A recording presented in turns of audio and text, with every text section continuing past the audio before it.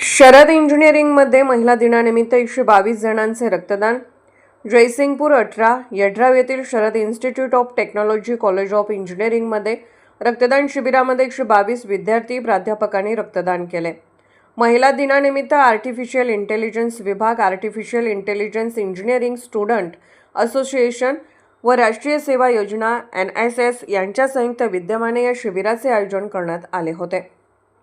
शिबिराचे उद्घाटन संस्थेचे executive director Anil Bagne यांच्या हस्ते करण्यात आले. यावेळी बोलताना अनिल बागणे म्हणाले, रक्तदान हे सर्वश्रेष्ठ मानव सेवा आहे. एका रक्तदात्यामुळे 3 जणांचे प्राण वाचू शकतात. आजच्या तरुण पिढीने केवळ तांत्रिक शिक्षणापुरते मर्यादित न राहता सामाजिक कार्यातही सक्रिय सहभाग घेणे अत्यंत गरजेचे आहे.